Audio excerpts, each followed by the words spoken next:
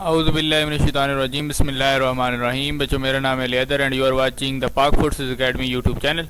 बच्चों, इससे previous video में जो है हमने बात की थी कि selection procedure for airman in Pakistan air force, कि अगर आप पाकिस्तान एयरफोर्स में एज एयरमैन जॉब हासिल करना चाहते हैं तो उसके लिए क्या प्रोसीजर हैं, क्या सिलेक्शन क्राइटेरिया है पाकिस्तान एयरफोर्स में, और उसके कैसे अप्लाई करना है, क्या क्या चीज़ें होती हैं, किन मराइल से गुजर कर आपकी सिलेक्शन होती है और किस जगह पे आपकी ट्रेनिंग होती है, वो तमाम चीज़ें हमने शेयर की थी आप लोगों के साथ। आज की इस वीडियो में बेसिकली हम बात करने जा रहे हैं पाकिस्तान आर्मी में एज अ सोल्जर। अगर आप भर्ती होना चाहते हैं, सिपाही भर्ती होना चाहते हैं पाकिस्तान आर्मी में, तो उसके लिए आपको क्या कौन से सिलेक्शन प्रोसीजर्स को जो है वो फॉलो करना होगा और कैसे कैसे आप जो है स्टेप बाय स्टेप इस वीडियो में इंशाल्लाह मैं आप लोगों को गाइड करूँगा कि क्या क्या चीज़ें वहाँ पे सेंटर पे चेक की जाती हैं आप लोगों की, और कैसे कैसे आप लोगों को जो है सिलेक्ट किया जाता है बाय द GHQ, और जो हेडक्वार्टर है आर्मी का वो कैसे आप लोगों को सिलेक्ट करता है, जिन क्राइटेरिया पे मेरिट पे कैसे उतरना है, उसकी भी टिप्स आपको इंशाल्लाह इस वीडियो में मिलेगी। और दूसरी ये चीज़ें आप लोगों को बताऊंगा कि किस जगह पे जाके अप्लाई करना है, कैसे टेस्ट देना है, क्या क्या चीज़ें होती हैं, कैसे कैसे आप लोगों ने जो है वो देखना है, स्टेप बाय स्टेप इंशाल्लाह गाइड करूँगा। तो बच्चों, पहला प्रोसीजर जो बेटा हमारा हर एक टेस्ट का जो है, चाहे वो आप आर्मी में जा रहे हैं, नेवी में जा रहे हैं या पाकिस्तान एयरफोर्स में एज अ जो वर्दी वाले बनना चाहते हैं, तो उसके लिए सबसे ज़रूरी ये होता है कि सबसे पहले आप लोगों ने करनी होती है ऑनलाइन रजिस्ट्रेशन। रजिस्ट्रेशन ऑनलाइन भी होती है और फिज़िकल रजिस्ट्रेशन भी होती है। दो तरह की रजिस्ट्रेशन यहाँ पर हमारे पास वैलिड होती हैं पाकिस्तान आर्मी में, नेवी में और एयरफोर्स में, जिनमें एक होती है ऑनलाइन रजिस्ट्रेशन, जिसमें आप जनरली वेबसाइट पे जाते हैं जो कि पाक आर्मी की वेबसाइट है www.joinpakarmy.gov.pk। ये जो जगह पे यहाँ पे लिखी हुई है ये देख लें, ठीक है, ये वाली वेबसाइट है। इस वेबसाइट पे जाके आप लोग ऑनलाइन रजिस्ट्रेशन करवा सकते हैं, उनका फॉर्म खुल जाता है, उसके पे जाके आप लोगों ने ऑनलाइन रजिस्ट्रेशन, जब वैकेंसीज आ जाती हैं तो उस टाइम आप जाके ऑनलाइन रजिस्ट्रेशन करवा सकते हैं। दूसरे रजिस्ट्रेशन का बड़ा तरीका होता है फिजिकल रजिस्ट्रेशन। फिजिकल रजिस्ट्रेशन में क्या होता है कि आप डॉक्यूमेंट्स जो होते हैं, जिनमें मैंने यहाँ पे लिखे हुए हैं रिक्वायर्ड डॉक्यूमेंट्स में, ओरिजिनल CNIC या बेफाम, अगर आपका CNIC बना हुआ है 18 साल से ऊपर आपकी उम्र है तो फिर आप CNIC लेके जाएंगे, अदरवाइज आप बेफाम लेके जाएंगे, फादर की CNIC की कॉपी लेके जाएंगे, डोमिसाइल लेके जाएंगे, उसके बाद एजुकेशन सर्टिफिकेट्स जितने भी आपके यहाँ 4 पासपोर्ट साइज फ़ोटोज़ लेके जाएंगे, और उसके बाद आप लोगों के जो ये तमाम जो डॉक्यूमेंट्स हैं जिनकी आप फोटो कापी लेके जाएँ, उनके गजटेड ऑफिसर के साथ टेस्टेड करवा के जानी। गजटेड ऑफिसर का मतलब ये होता है कि जो आपके गवर्नमेंट स्कूल्स में जो प्रिंसिपल बैठा होता है, जिसका जो स्केल होता है वो 17वां स्केल होता है या 16वां स्केल होता है, उसको हम कहते हैं गजटेड ऑफिसर। उससे आप लोगों ने क्या करवानी होती है, टेस्टेड करवानी होती है। लेकिन बेहतर ये है कि आप ओरिजिनल डॉक्यूमेंट्स जो है वो लेकर जाएँ, ताकि जो है वहाँ पे कोई मसला ना हो, ठीक है। कॉपीज़ लेके जा रहे हैं तो उसको टेस्टेड करवा लें। तो ये चीज़ होती है, पहले ऑनलाइन रजिस्ट्रेशन करवाएंगे। अगर ऑनलाइन रजिस्ट्रेशन आपको नहीं करनी आ रही है, आपके लिए मुश्किल है, या आपने पहले कभी कंप्यूटर यूज़ नहीं किया, या आपके कंप्यूटर नहीं है, जो मसाइल हैं इस तरह के, तो फिर बेटा आप लोगों ने सीधा चले जाना है रिक्रूटमेंट सेंटर पे। फैसलाबाद में भी है, दूसरी जगहों पर इनके काफ़ी रिक्रूटमेंट सेंटर्स होते हैं पाकिस्तान आर्मी में, तो काफ़ी हैं मुल्क भर में सारे। तो जिस जगह पे आपका नज़दीकी बनता है उस जगह पे जाके आप लोगों ने अपने ये डॉक्यूमेंट्स लेके जाने हैं, वो आपको रजिस्ट्रेशन जो है फिजिकल रजिस्ट्रेशन आपकी जो है वो कर देंगे। और आपको एक रोल नंबर स्लिप जो है अलॉट हो जाती है, 2 दिन के बाद बता देते हैं, 2 दिन बाद आ जाएँ, 1 दिन बाद आ जाएँ, तो आपको वो जो है एक स्लिप अलॉट कर दी जाती है, जिसके ऊपर आपका रोल नंबर भी लिखा होता है और उस स्लिप पे टेस्ट की डेट भी लिखी होती है, भाई इस दिन आपने आके टेस्ट देना है। पाकिस्तान आर्मी में जो सिलेक्शन प्रोसीजर है, अब यहाँ से हमारा सिलेक्शन प्रोसीजर स्टार्ट हो जाता है, ठीक है। पहला टेस्ट क्या होता है कि पहला बेटा आप लोगों के जो है ना मेडिकल होता है। सिपाही का पहले ये सिस्टम है कि मेडिकल किया जाता है, फिजिकल फिटनेस चेक की जाती है, और एंड पे जो है टेस्ट होता है और टेस्ट रिटर्न होता है, ठीक है। तो इसमें कंप्यूटराइज टेस्ट नहीं है, जैसे एयरमैन का हमने पिछली वीडियो में डिस्कस किया था कि वो कंप्यूटराइज टेस्ट है। एयरमैन से बिल्कुल ही डिफरेंट प्रोसीजर होता है सिपाही में भर्ती होने के लिए पाकिस्तान आर्मी में। आर्मी का थोड़ा सा डिफरेंट सिस्टम है। अच्छा, सबसे पहले वो क्या चीज़ चेक करते हैं जी बेटा, आप लोगों की पहले सबसे इनिशियल हाइट चेक की जाती है, आप लोगों की वेट चेक किया जाता है, चेस्ट मेजरमेंट होती है। चेस्ट मेजरमेंट जो है बहुत ज़्यादा अहम है, ठीक है। तो चेस्ट कितनी होनी चाहिए, यहाँ पर मैंने लिखा हुआ है, मिनिमम आपकी जो चेस्ट है वो 78 टू 83 सेंटीमीटर होनी चाहिए विद एक्सपेंशन। मतलब एक्सपेंड करें तो वैसे 78 हो, मतलब मेजर करें तो 78 हो, और अगर वो आपको कहें कि सांस फुला के मतलब एक्सपेंड करें थोड़ी सी, तो एक्सपेंड करेंगे जब आप, तो वो 83 तक जानी चाहिए, मतलब 5 का फासला बन ही जाता है इतना, ठीक है। उसके बाद वेट आपका बॉडी मास इंडेक्स के मुताबिक होना चाहिए। उसके बाद जो हाइट है वो आपकी 5 फीट 6 इंचेस होनी चाहिए, जो कि 167.5 सेंटीमीटर बनती है, ठीक है। तो ये लाजमी आप लोगों का जो है वो चेक किया जाएगा। उसके बाद ये बेसिक मेडिकल होता है। उसके बाद आपका फिजिकल फिटनेस स्टार्ट होती है। फिजिकल फिटनेस में क्या क्या चीज़ें आपको चाहिए, 7 मिनट्स एंड 30 सेकंड्स में अपने 1.6 किलोमीटर्स जो है रन करना होता है, अप्रॉक्सीमेटली 8 मिनट्स, ठीक है। उसके बाद पुशअप्स होते हैं 15 रेपिटेशन इन 2 मिनट्स, 20 रेपिटेशन सिटअप्स की होती हैं 2 मिनट्स में, चिन अप्स की होती हैं 3 रेपिटेशन इन 2 मिनट्स। चिन अप का आप लोगों को पता है, डिच क्रॉसिंग होती है, डिच क्रॉसिंग में 7.4 इंचेस का जो है वो डिच होता है, उसके ऊपर आपने क्रॉस करना होता है, मतलब खड्डा किया होता है, उसके ऊपर से आपने जो है जंप करना होता है, उसको कहते हैं डिच क्रॉसिंग। चिन अप होते हैं कि एक स्टैंड लगा होता है, उसके ऊपर हाथ से पकड़ के आपने जो है अपनी बॉडी को ऊपर की तरफ पुश करना है, ठीक है, तो उसको कहते हैं चिन अप। एक सिटअप्स होते हैं, सिटअप्स क्या होते हैं कि आप जो है वहाँ पर अच्छा चलें, इसकी जो है ना बाद में ये चीज़ें आप सर्च कर लें यूट्यूब से, तो आपको चीज़ें थोड़ी सी क्लैरिफाई हो जाएंगी, क्योंकि यहाँ पर अगर मैं बताऊंगा तो वो थोड़ा सा मुश्किल हो जाएगा। बाकी जिन लोगों को पता है तो वो तो पता है, जिन लोगों को नहीं पता वो चीज़ें ये सर्च कर लेंगे, सेटअप्स क्या होते हैं और पुशअप्स क्या होते हैं, ठीक है। पुशअप्स बेटा 15 रेपिटेशन होती हैं 2 मिनट्स में और 20 रेपिटेशन होती हैं 2 मिनट्स में। ये बेटा क्लियर कैसे होगा, इसमें सबसे पहली चीज़ ये होती है कि आप लोगों ने इसमें सिस्टम ये बनाना है कि डेली की जो है आपने जब तक आपका टेस्ट मतलब आपने अप्लाई कर लिया, आपको टेस्ट की डेट मिलती है, डिज़ायर्ड डेट होती है कि तकरीबन को 1 महीने का फ़र्क होता है, ये बाद औकात 15-20 दिन होते हैं। तो इतने दिनों में आपने क्या करना है कि आपने डेली जो है रनिंग करनी है, 1.6 किलोमीटर डेली रनिंग करनी है और कोशिश करनी है कि उसको 8 मिनट के अंदर ही कंप्लीट करना है। दूसरा ये कि पुशअप्स डेली लगाने हैं, 15 to 20 पुशअप्स लगाएं, ताकि आप लोगों का जो है वो शुरू से ये एक जिस्म आदी हो, ताकि वहाँ पर फर्स्ट टाइम अगर आप लगा रहे हो तो फिर आपको मुश्किल ना हो, नहीं तो फर्स्ट टाइम लगाएंगे तो फिर देरी पता वो नहीं होगा, तो फिर उसका एक नेगेटिव मार्किंग आपकी होती है। उसके बाद सिटअप्स जो हैं उनकी आप डेली प्रैक्टिस करें, चिनअप्स की प्रैक्टिस करें। उसके बाद डिच क्रॉसिंग जो है वो डिच क्रॉसिंग के काम ये होता है कि डिच क्रॉसिंग्स के लिए आप लोगों ने क्या होता है लंबी लंबी छलांगे लगानी होती है, तो यहाँ से छलांगे लगाना स्टार्ट कर दें, अपना एक डिज़ायर लगा के लाइन लगा लें नीचे फर्श पे कि इतने से इतने तक ये जो है 7.7 फीट 4 इंचज़ बनती है, तो इतने से यहाँ तक आपने छलांग लगा लेंगे, ठीक है जी। तो ये इस तरह क्लियर हो जाएगा। इसमें मेजर बेटा क्या किया जाता है, इसमें मेजर किया जाता है स्टेमिना, स्पीड एंड स्ट्रेंथ, आपका कितना स्टेमिना है, आप कितना बर्दाश्त कर सकते हैं, ठीक है। दूसरा ये कि स्पीड कितनी है आप कितनी तेज़ी से काम कर सकते हैं, क्योंकि स्पीड मैटर्स।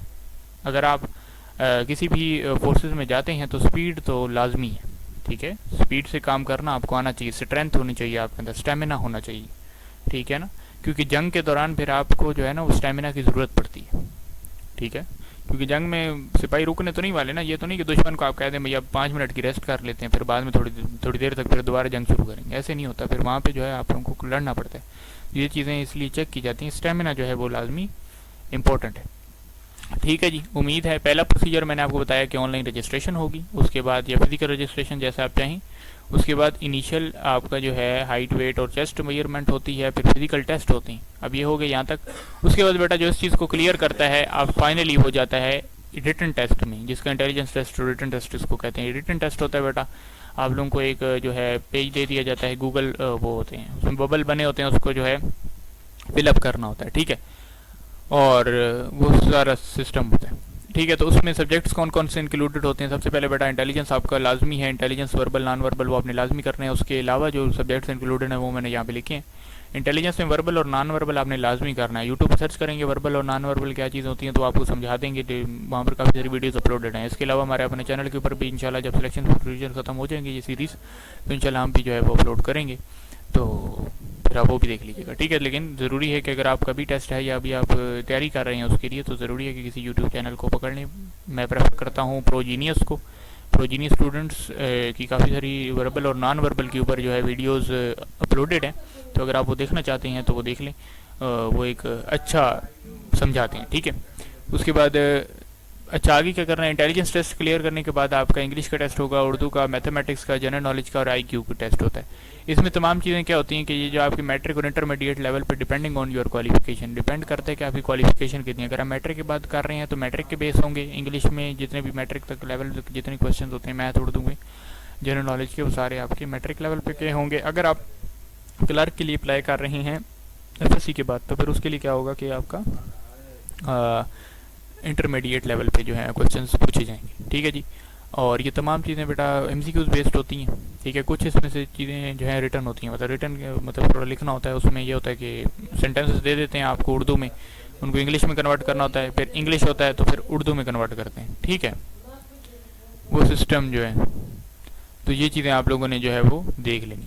उसके बाद उर्दू में वो सिस्टम वही होता है, तकरीबन सारी चीज़ें जो है सेम ही होती हैं, इसमें कोई इतना मुश्किल चीज़ें नहीं हैं, ठीक है। उसके बाद मैथमेटिक्स है, मैथमेटिक्स तो मुश्किल नहीं है, अगर आप मैट्रिक में अच्छे आपके मैथमेटिक्स में नंबर हैं या मैट्रिक मैथ बेसिक मैथ आती है तो आप क्लियर कर लेते हैं, ठीक है। उसके बाद जनरल नॉलेज और Islamic studies. General knowledge Islamic studies का क्या होता है कि जनरल नॉलेज के आपको कितने सवाल आते हैं। जनरल नॉलेज अगर आप तैयारी करना चाहते हैं तो उसके लिए जो आपके पास मैं प्रेफर करता हूँ आप लोगों के लिए वो ये कि चैट जीपीटी को आप अपना सहारा बनाएं और चैट जीपीटी से पूछें कि जनरल नॉलेज के मुझे 100 to 200 क्वेश्चन देते हैं जो पाकिस्तान आर्मी में टेस्ट में जो है रिपीट हुए। उससे बेटा फ़ायदा ये होगा कि आप लोगों को रिपीटेड क्वेश्चंस मिल जाएंगे, चैट जीपीटी अपने रिसोर्सेज इस्तेमाल करके आपको वो एक पूरी लिस्ट बना के दे देगा 200, ठीक है। तो फिर वो अगर याद कर लेते हैं तो मैं समझता हूँ आप जनरल नॉलेज कवर हो जाएगा। इस्लामिक स्टडीज़ का क्या होता है कि इस्लामिक स्टडीज़ में भी आपके एमसीक्यूज़ होते हैं, उसके रिलेटेड एमसीक्यूज़ होते हैं, ठीक है। कि पहला गज़वा कौन सा हुआ, कौन सा था, आप वसल्लम के दंदान मुबारक किस गज़वा में शहीद हुए थे, ठीक है। इस तरह हज़रत हमदा किस गज़वा में शहीद हुए। तो इस तरह के क्वेश्चन जो है वो पूछ सकते हैं जो कि एक जनरल इस्लामिक स्टडीज़ के रिलेटेड होते हैं, ठीक है। उसके बाद IQ इंटेलिजेंस टेस्ट होता है, मैंने आपको पहले बताया कि वर्बल और नॉन वर्बल की तैयारी करनी है, ठीक है।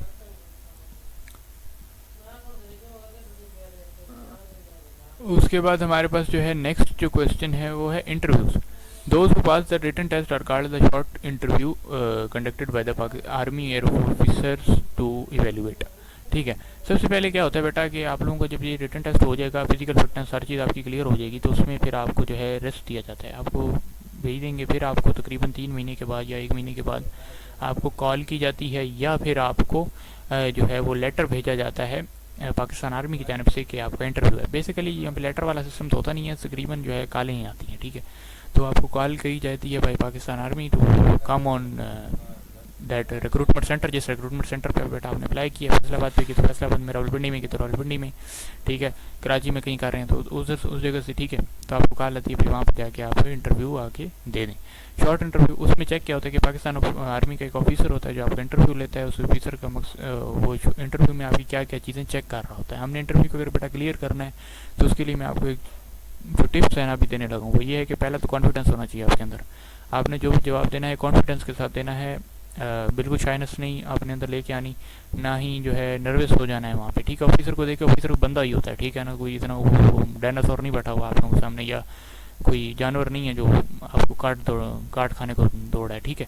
तो आपने जो है तकरीबन ये कोशिश करनी है कि कॉन्फिडेंस के साथ वहाँ पे बैठना है। इंसान है ईजिली कम्युनिकेट करेंगे तो आपके साथ ईजी कम्युनिकेट करेगा, ठीक है। बात दफ़ा ये होता है कि आपको थोड़ा सा जो है वो गुस्से से बात करता है, या अगर आपको चीज़ नहीं आ रही है तो उसमें थोड़ा सा आपको एक शाउटनेस के साथ वो बात करता है। तो जब वो गरज के बात करे तो आपने उस टाइम संभलना है और अपने आप को जो है कॉन्फिडेंस लूज़ नहीं होने देना, क्योंकि ये चीज़ चेक की जाती है पाकिस्तान आर्मी में कि अगर कोई गरज के आपके साथ बात करते हैं तो आप कॉन्फिडेंस लूज़ तो नहीं कर देते, ठीक है। तो कॉन्फिडेंस लूज़ नहीं करना, बिल्कुल आपने अपना कॉन्फिडेंस जो है वो बरकरार रखना। उसके बाद पर्सनैलिटी, एक अच्छी सी पर्सनैलिटी। इंटरव्यू में सबसे ज़्यादा बेशक आप CSS का इंटरव्यू दे रहे हैं या किसी भी एग्जामिनेशन का या इंटरव्यू देते हैं आप किसी जॉब के लिए या किसी भी एंट्री टेस्ट के लिए, तो उसमें बेटा ये चीज़ होती है कि पर्सनैलिटी आपकी बहुत ज़्यादा मैटर करती है। पर्सनैलिटी में बेटा आप लोगों ने जो है सबसे पहले ये देखना है कि आपने वेयर क्या किया हुआ है।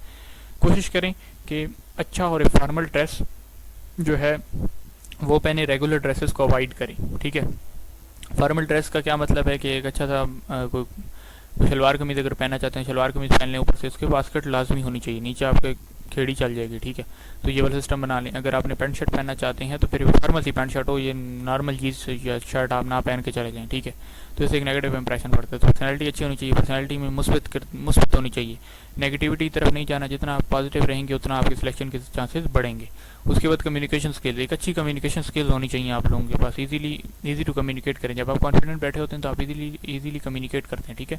कोई किसी किस्म की गलत बात ना करें, किसी किस्म की कोई चबली ना मारें, ठीक है।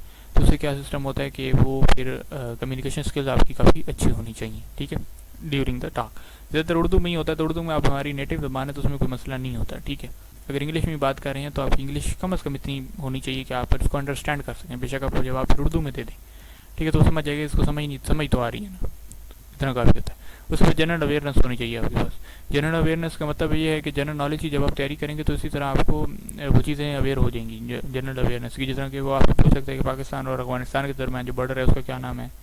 उसके अलावा वो पूछ सकता है कि पाकिस्तान और चीन के दरमियान कौन सा बॉर्डर है, उसकी लेंथ कौन सी कितनी है। उसके बाद ईरान के साथ जो हमारा बॉर्डर लगता है उसकी कितनी लेंथ है, ठीक है। उसके बाद इंडिया के साथ जो बॉर्डर लग रहा है उसकी कितनी लेंथ है, ये पूछ सकता है। उसके बाद ये पूछ सकता है कि आबादी के लिहाज से सबसे बड़ा सूबा कौन सा पाकिस्तान का, रकबे के लिहाज से सबसे बड़ा सुपर कौन सा है, तो ये आपको जनरल अवेयरनेस होनी चाहिए थोड़ी बहुत, ठीक है।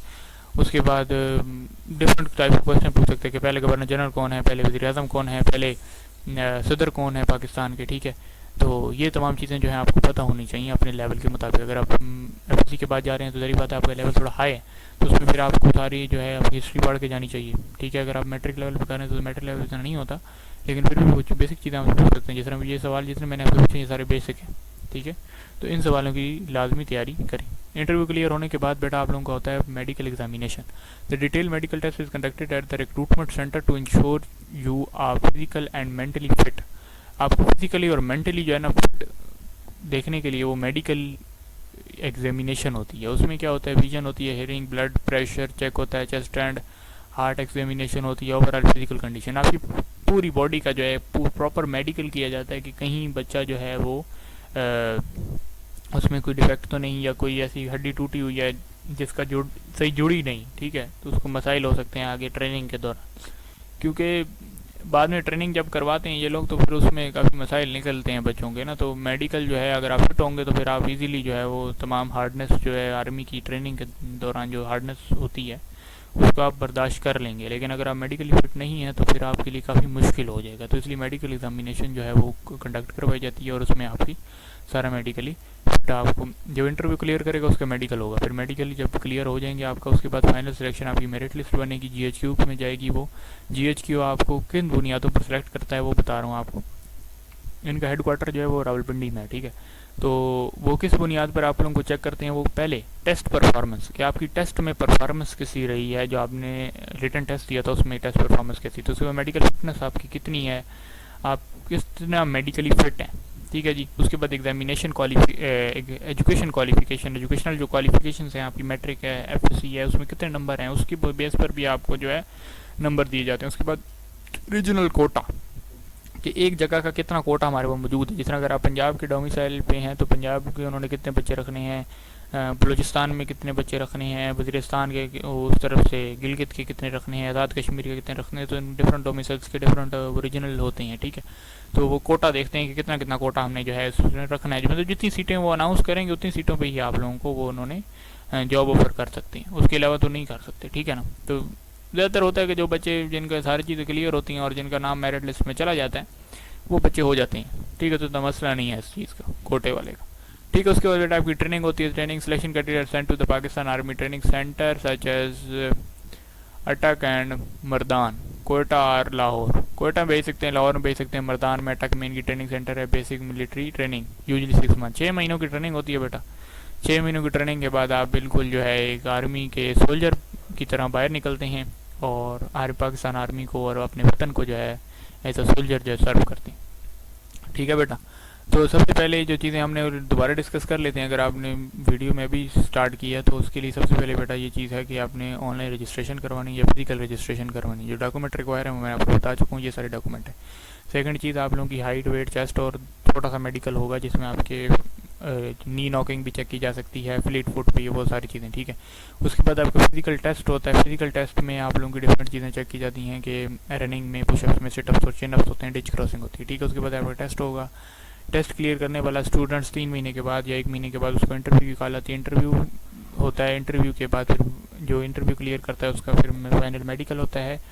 मेडिकल होने के बाद वो बच्चा फारिग हो जाता है। उसके बाद GHQ वाले उसको मेरिट लिस्ट में अगर वो आता है तो उसको सिलेक्ट कर लेते हैं और उसको भी ट्रेनिंग के लिए भेज देते हैं अटक, मर्दान, लाहौर या अब लोगों को एक और कौन सा कोयटा में, ठीक है। तो इन जगहों पर मिलिट्री की ट्रेनिंग होती है। 6 महीने की बेटा ट्रेनिंग होगी। ट्रेनिंग के बाद आप एक सोल्जर के पाकिस्तान आर्मी में सोल्जर सर्व करेंगे। ट्रेनिंग के दौरान ही आपकी तनख्वाह स्टार्ट हो जाती है और जब आप ट्रेनिंग कर लेते हैं तो आपकी तनख्वाह जो है उसमें इंक्रीजमेंट भी होता है, ठीक है। तो इसी तरह ट्रेड के जैसे आपका रैंक बढ़ता जाएगा आपकी इंक्रीजमेंट आती जाएगी, ठीक है। तो बहुत अच्छी नौकरी है पाकिस्तान आर्मी में एज अ सोल्जर। अगर आप भर्ती होना चाहते हैं तो ये सिलेक्शन प्रोसीजर है बेटा। तो उम्मीद है कि ये वीडियो आपको अच्छी लगी, और वीडियो अच्छी लगी है तो इसको लाइक, सब्सक्राइब और शेयर करें अपने दोस्तों के साथ ताकि उनको भी फ़ायदा हो। और थैंक्स फॉर वॉचिंग, अल्लाह हाफ़िज़।